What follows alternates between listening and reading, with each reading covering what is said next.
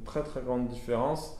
Euh, un vin bio, théoriquement, un vin bio est fait avec des raisins bio, mais il n'est pas forcément obligatoirement bio à la cave. Le seul critère qui caractérise un vin bio, c'est un vin biodynamique, puisqu'on n'a pas le droit de rajouter tout ce qui est l'armada de produits chimiques qui ne sont pas à la vigne. Il n'y a pas de levure, il n'y a pas d'enzyme, il n'y a pas de contrôle de température, il n'y a rien qui oriente le goût du vin.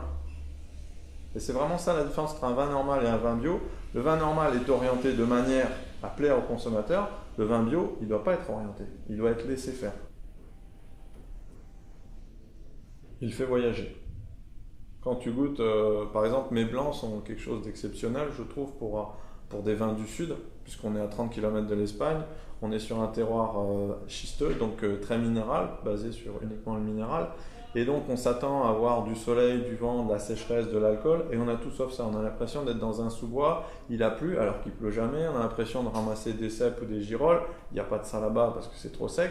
Et quand tu goûtes le vin, tu dis waouh, qu'est-ce que c'est que j'ai là? Je voyage. Il faut qu'à travers le vin biodynamique, tu voyages. C'est travailler, je dirais presque tous les jours à la vigne, aller voir sa vigne, la ressentir. Il y a un petit peu d'herbe, sélectionner son herbe, enlever la mauvaise herbe, garder la bonne herbe. Tout ça pendant un an, cultiver, être à l'écoute, savoir que là il faut mettre ci, là il faut pas mettre ça, là il faudrait mettre une tisane, là il faudrait mettre plutôt un ingrédient biodynamique. Tout ça pour que le jour J où tu vendanges, le jour où tu vendanges, c'est un petit peu la mort de ton raisin et c'est la naissance de ton vin. Tout ça pour que le jour J, tu aies toutes les cartes en main pour faire le meilleur vin bio.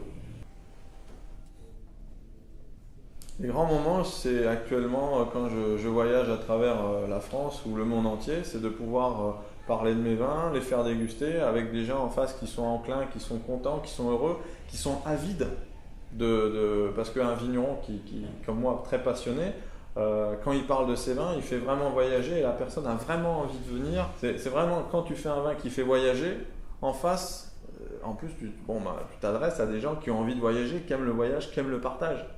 Donc c'est ça aussi, le vin c'est du partage. Un vin, un bio c'est du partage. Boire du vin tout seul, je trouve ça un petit peu égoïste.